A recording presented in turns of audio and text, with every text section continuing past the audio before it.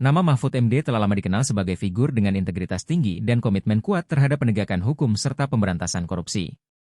Jika Prabowo Subianto, sebagai presiden, memutuskan untuk mengangkat Mahfud MD sebagai Jaksa Agung, langkah ini akan memunculkan banyak spekulasi dan ekspektasi, terutama terkait kebijakan hukum yang lebih tegas terhadap korupsi, termasuk hukuman mati dan pemiskinan koruptor.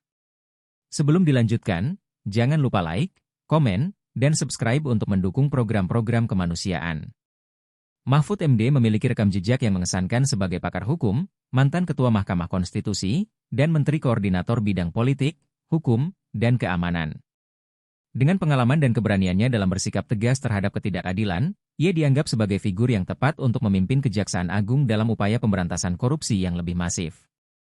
Penunjukan Mahfud MD tentu akan mengirimkan sinyal kuat bahwa pemerintah serius dalam memberantas korupsi hingga ke akar-akarnya.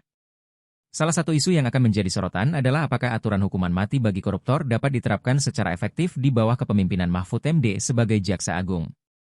Dalam berbagai kesempatan, Mahfud MD pernah menyampaikan bahwa secara hukum, hukuman mati bagi koruptor dimungkinkan jika perbuatan tersebut memenuhi kriteria kejahatan luar biasa, seperti yang diatur dalam Pasal 2 Ayat 2, Undang-Undang Tindak Pidana Korupsi. Namun, penerapan hukuman mati memerlukan keberanian politik serta dukungan hukum yang jelas dan konsisten. Selain hukuman mati, kebijakan pemiskinan koruptor juga menjadi perdebatan yang menarik. Konsep pemiskinan koruptor bertujuan untuk mengembalikan kerugian negara dan memberikan efek jera. Mahfud MD, dengan pendekatannya yang selalu berbasis hukum dan moral, kemungkinan akan mendorong mekanisme penyitaan aset koruptor yang lebih agresif. Hal ini sesuai dengan amanat Undang-Undang Tindak Pidana Korupsi, yang memungkinkan penyitaan hasil tindak pidana korupsi untuk memulihkan kerugian negara.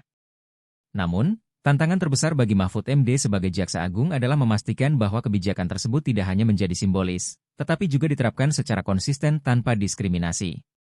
Dalam konteks politik yang kompleks, resistensi dari pihak-pihak yang berkepentingan mungkin muncul, sehingga membutuhkan strategi hukum yang kuat dan keberanian untuk melawan tekanan politik.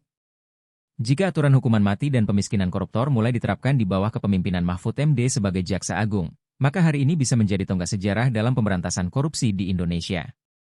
Namun, keberhasilan kebijakan tersebut akan sangat tergantung pada kemampuan pemerintah, lembaga penegak hukum, dan masyarakat untuk bersinergi dalam mewujudkan penegakan hukum yang adil dan transparan. Langkah ini bukan hanya tentang memberantas korupsi, tetapi juga membangun kepercayaan publik terhadap sistem hukum di Indonesia.